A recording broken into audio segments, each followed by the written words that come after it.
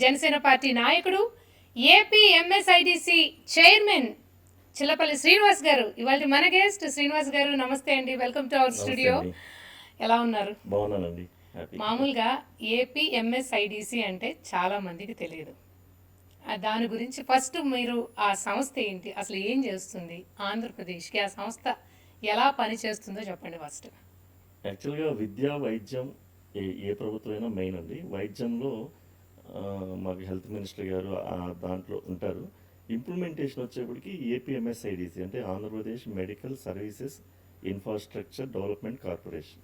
అంటే దీంట్లో మెడిసిన్స్ కానీ, అలాగే ఎక్విప్మెంట్స్ కానీ, అలాగే ఇన్ఫ్రాస్ట్రక్చర్ కానీ, సర్వీసెస్ అన్నీ కూడా మా కార్పొరేషన్ నుంచి టెండర్ ప్రక్రియ ద్వారా మేము ప్రొక్యూర్ చేస్తామండి. అవి మానిటరింగ్ చేసేదంతా కూడా మా సెక్రటరీ గారు వీళ్ళంతా ఉంటారు. మాదేంటంటే కార్పొరేషన్లో మేము టెండర్ ద్వారా మేము ప్రొక్యూర్ చేసి అరేంజ్ చేస్తాం అనమాట. ఓకే, తెలుగులో చెప్పాలి అంటే ఆంధ్రప్రదేశ్ వైద్య సేవలు వైద్య సదుపాయాలు మౌలిక సేవల అభివృద్ధి సంస్థ. ఒక మాటలో చెప్పాలి అంటే ఏ సంస్థకైనా అసలు ముందు కావాల్సింది ఫండ్స్. ఎస్పెషల్లీ మెడికల్కి అంటే రకరకాలు ఉంటాయి, మనకు తెలుసు. జిల్లాల్లో కానివ్వండి, ఎస్పెషల్లీ పల్లెటూళ్ళలో కానీ వైద్య సదుపాయాలకి కావాల్సిన ఇన్ఫ్రాస్ట్రక్చర్ కానివ్వండి ఎప్పటికీ కొరతే. మీరు అంటే గవర్నమెంట్స్ వస్తుంటాయి వెళ్ళిపోతుంటాయి, కానీ సదుపాయాల కొరత మాత్రం బాగా ఉంది. కారణం ఏంటంటే ఖర్చుతో కూడుకున్న పని. మరి అయితే మీ సంస్థకి ఫండింగ్ అంతా ఎక్కడి నుంచి వస్తుంది, ఏ విధంగా చేస్తారు? అలాగే జిల్లాల్లో ఈ మౌలిక సదుపాయాల కల్పన కానివ్వండి, మీరు ఎంతన్నా కొనివ్వండి, ఇప్పటికీ ఇంకా వినపడే మాట ఏంటి అంటే మాకు ఆ సదుపాయాలు లేవు, ఈ సదుపాయాలు లేవు అని. అంటే దీన్ని మీరు ఎలా బ్యాలెన్స్ చేస్తున్నారు? యాక్చువల్గా మనం ప్రతి బడ్జెట్లో కూడా వైద్య సదుపాయాలకి మేజర్ బడ్జెట్ కేటాయిస్తారు, ఏ గవర్నమెంట్ ఉన్నా కూడా. అయితే గత ప్రభుత్వంలో ఏమైందంటే అవన్నీ దారి మళ్లించారు. గత ప్రభుత్వంలో వైఎస్ఆర్సీపీ గవర్నమెంట్లో చాలా దారి మళ్ళిపోయింది. దానివల్ల పేద ప్రజలకి సరైన వైద్య సదుపాయాలు అందక, శానిటేషన్ కానీ, ఎక్విప్మెంట్లో కానీ ప్రతి దాంట్లో నేను అంటే దారి మళ్ళడం అంటే ఎక్కడికి వెళ్ళిపోయి, అంటే మెడికల్కి సంబంధించిన మెడికల్కే స్పెండ్ చేయాలి కదా? లేదు, గత ప్రభుత్వం ఏం చేశారంటే ప్రతి నెల ఏదో ఒక స్కీమ్ పెట్టి ఈ వైద్యం, పేదలకు అందాల్సిన వైద్యం ఉన్న డబ్బులు కూడా తీసి దారి మళ్ళించడం, అలాగే వాళ్ళు రకరకాల వాళ్ళ అవినీతి కార్యక్రమాల్లో కానీ వాటిలో కానీ వెళ్ళిపోయాయి. కానీ ఈ రోజున కూటమి ప్రభుత్వం వచ్చిన తర్వాత ప్రతి చోట కూడా వైద్య సదుపాయాల కోసం ఏమేమి మెడిసిన్స్ ఉన్నాయి, ఏమేమి ఎక్విప్మెంట్స్ కావాలి, ఎక్కడ ఇన్ఫ్రాస్ట్రక్చర్ డెవలప్ చేయాలి, ప్రతిదీ కూడా ఎక్కడ ఇబ్బంది లేకుండా మొదటి బడ్జెట్ నుంచి కూడా దీనికి ప్రయారిటీ ఇవ్వడం జరుగుతుంది. గౌరవ ముఖ్యమంత్రి వారు చంద్రబాబు నాయుడు గారు ప్రతి దాంట్లో కూడా ఇస్తూ ఉన్నారు. దాంట్లో ఎక్కడ కూడా మనం ఇబ్బంది లేదు. అయితే కూటమి ప్రభుత్వం అధికారంలోకి రాకముందు మేము ప్రభుత్వ ఆసుపత్రుల్లో కూడా కార్పొరేట్ తరహాలో వస్తువులు అందేలా చూస్తామన్నారు. అంటే అదేమి చిన్న విషయం కాదు, చాలా ఖర్చుతో కూడుకున్నది. అంటే మరి ఈ ప్రయత్నంలో ఎంతవరకు మీరు సక్సెస్ అయ్యారు, మీరు ఏం చేశారు అంటే ఏం చెప్తారు?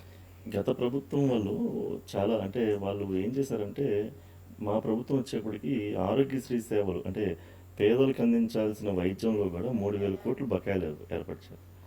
అలాగే ఈ ఎక్విప్మెంట్స్లో కానీ వీటిలో కానీ అన్నీ కూడా ఎక్కడ వేసినా అక్కడికి వంగలి ఏదో మెడికల్ కాలేజీలు అని చెప్పి ఆయన ఏదో హంగామాగా ఓపెన్ చేసి దాన్ని మొదలు పడేసిన పరిస్థితి.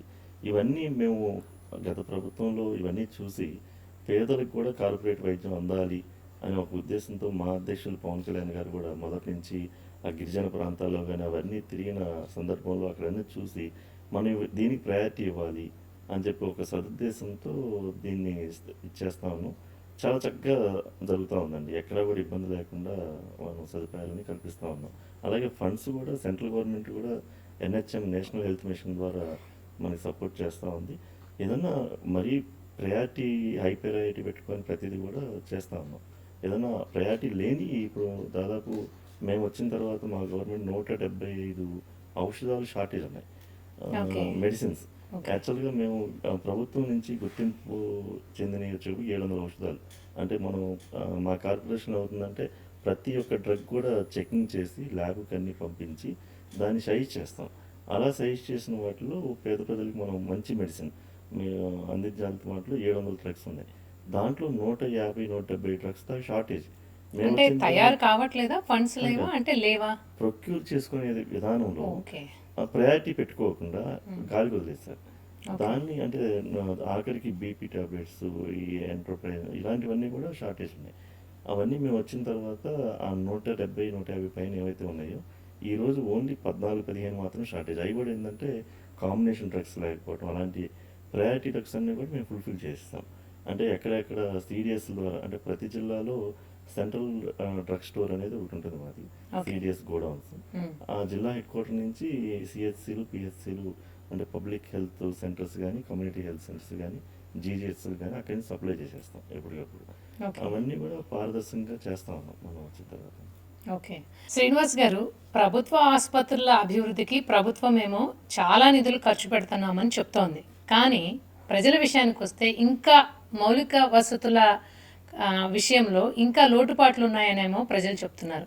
మరి దీనికి మీ సమాధానం ఏంటి? అంటే జనరల్గా వైద్యంలో రోజు రోజుకి అప్డేట్ అయిపోతుందండి. ఎంత చేసినా కూడా వైద్యంలో ఇంకా తక్కువే ఉంటుంది. కానీ ఎప్పటికప్పుడు అప్డేట్ చేస్తూనే ఉన్నాం ప్రతి చోట. ఇప్పుడు సిటీ స్కాన్ సెంటర్లు కానీ, అలాగే ఎక్విప్మెంట్లు, ఆఖరికి ఆంకాలజీ డిపార్ట్మెంట్ కూడా డెవలప్ చేస్తున్నాం బాగా. ప్రతి చోట ఆంకాలజీ ఎక్కడ తీసుకొస్తున్నారండి? ఆల్రెడీ కర్నూలు వచ్చిందండి, తిరుపతి వచ్చింది, ఫుల్ ఫ్లెడ్జ్డ్ గా ఉందా? ఫుల్ ఫ్లెడ్జ్డ్ అండి. ఓకే. అలాగే గుంటూరు ఉంది, విశాఖపట్నం, విజయవాడ, ప్రతి చోట ప్రైవేట్కి ధీటుగా డెవలప్ చేస్తా ఉన్నాం. దాంట్లో ఎక్కడా రాజీ పడతలేదు. దేనికంటే సెంట్రల్ గవర్నమెంట్ సపోర్ట్ కూడా మెయిన్ హెల్త్లో చాలా ఎక్కువగా ఉంది. ఎన్హెచ్ఎం ఫండ్స్ కానివ్వండి, సిఎస్ఆర్ అంటే రకరకాల ఫండ్స్ మనకి ఇబ్బంది ఏం లేదు. కాకపోతే ఏంటంటే చాలా జాగ్రత్తగా ఏది అవసరం ఏది అవసరం లేదు అనేది ఇచ్చేస్తున్నాం. తప్పనిసరిగా చాలా బాగా డెవలప్ చేస్తున్నాం. అయితే ఏపీ ఎంఎస్ఐడిసి ఆధ్వర్యంలో నిర్మిస్తున్న కాలేజీల విషయానికి వస్తే అసలు ఇప్పటి వరకు మీరేమైనా కాలేజీలు నిర్మించారా? లేకపోతే ఆల్రెడీ సగం కన్స్ట్రక్ట్ చేసినవి ఏమైనా మీరు టేక్ ఓవర్ చేసుకొని కంటిన్యూ చేయడం జరిగిందా? ఏదైనా కాలేజ్, మెడికల్ కాలేజ్ని కంప్లీట్ చేశారా మీ ఆధ్వర్యంలో? మా ఆధ్వర్యంలో ఆల్రెడీ పిడుగురాల్లో అయిపోయిందండి. అది సెంట్రల్ ఫండ్స్తో రేపు ఈ నెలాఖరులో ఓపెన్ అవబోతా ఉంది పిడుగురాల మెడికల్ కాలేజీ. అలాగే పాడేరు ఒకటి, అలాగే ఏలూరు, అలాగే మచిలీపట్నం, అంటే నంద్యాల. మీరు ఎప్పుడు స్టార్ట్ చేసినవి ఇప్పుడు ఫినిష్ అయ్యాయి? అది యాక్చువల్ గత ప్రభుత్వంలో స్టార్ట్ చేశారు. ఓకే. వాళ్ళు దాదాపు ఒక కాలేజీకి అంటే వాళ్ళు 17 మెడికల్ కాలేజీలు అని చెప్పి ఆ రోజున ఆర్భాటంగా శంకుస్థాపన చేయడం జరిగింది. 17 మెడికల్ కాలేజీలు, ఒక్కొక్క మెడికల్ కాలేజీకి 500 నుంచి 550 కోట్లు ఖర్చు పెట్టాల్సి ఉంటే వాళ్ళ టైంలో 17 మెడికల్ కాలేజీలు కలిపి కూడా 700 కోట్లు మాత్రమే ఖర్చు పెట్టారు. కొన్నిటికి అసలు సైట్లు కూడా ఇంతవరకు చేయలేదు.